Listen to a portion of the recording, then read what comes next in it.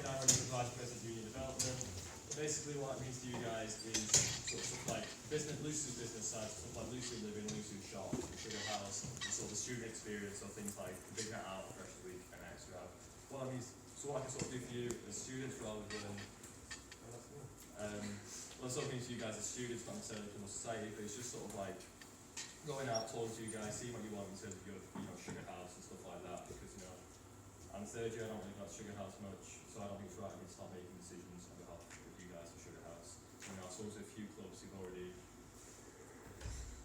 You may enter. Yeah, you're not welcome. Anytime!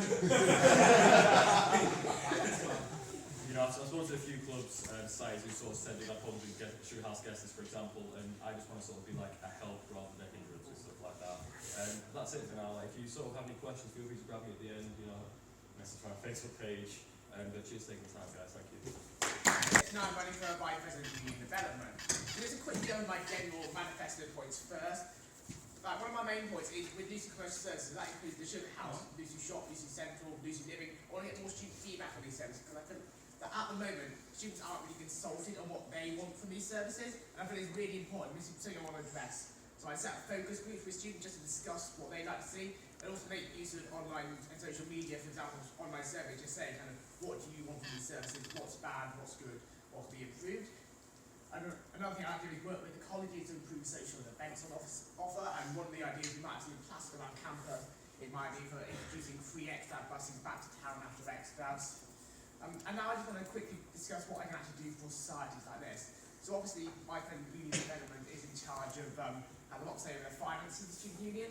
A lot of societies I've spoken to say they don't feel that they don't have enough money. And I know American football is an expensive sport to take part in, because obviously got kit and everything. And I think it's really important to make sure that societies are properly supported in all aspects. So if I'm elected, I particularly focus on just make sure that societies do get the funding that they need, because most people engage with UC via society, and it's something I really think needs to be addressed. So I'm going to be very quick. I know you have training you've got to get to, so thanks for listening. Please, thank you for it. Number one for VP Union Development. Hi, hello everyone, my name's Tom Stapleton. I'm also running for Vice President Union Development. First off, I'd just like to say thanks to each and every single one of you for taking a bit of time out. I'll try and wrap it up quick because I'm sure you've got better things to be doing than listening to us waffle on. So there's a few things that I just want to go through. First off, we've got commercial services. Just if I could have a quick show of hands, how many people live off campus or are thinking about living off campus in the future? Quite a few. Awesome. Yeah, just because of the fact that your students are actually subjected to a 19% rent premium, so this means that you're paying around £19 or £20 extra per week for a service that's actually inadequate.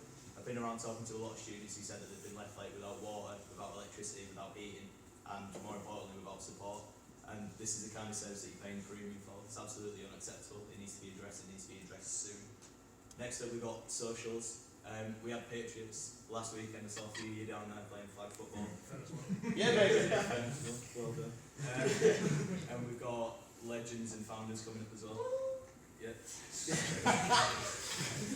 JCRs are giving next to no support from the student union for this. They don't even bother to share it on the Facebook page.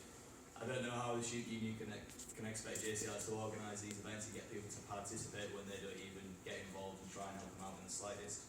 And lastly, I've been talking to societies, big and small, all week about funding. The majority of societies don't know what monies they're eligible for, what money they deserve.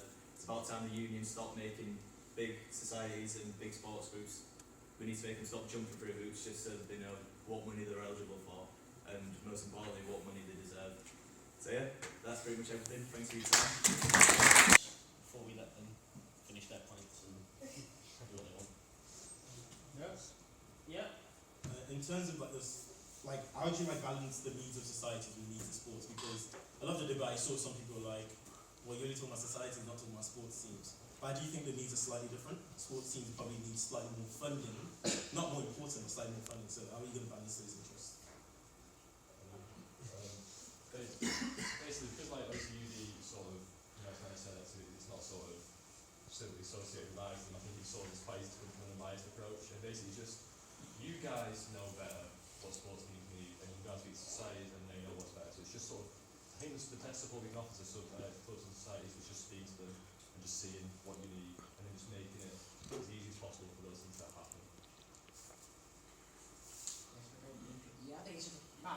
rather than basing it judging need, as you say, obviously the needs of sports teams and the needs of societies are different. But and I've actually been a member of both sports teams and society. And I just like to make sure that obviously it's based on needs. So a society gets what they need, and sports teams get what they need. And it's important.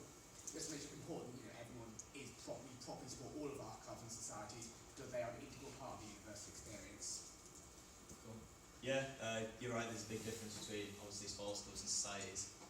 It's got a lot to do with the allocation of funding. Like Frankie said, this is a very expensive sport, and we need to allocate the right funding to the right amount. But as I was saying up there, there's so much money up for grabs, there's so many little pots of money that you're entitled to and that you can get that the student union is not letting you know about.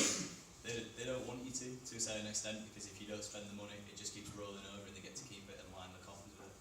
I think it's, just let more sports clubs and societies know what money they're eligible for, instead of you having to come in, wasting your time filling out overly long, complicated forms just to get something you're actually entitled to. Cool. Any further questions? No? Cool. So, yeah, we'll have to stop that after. Right, next category.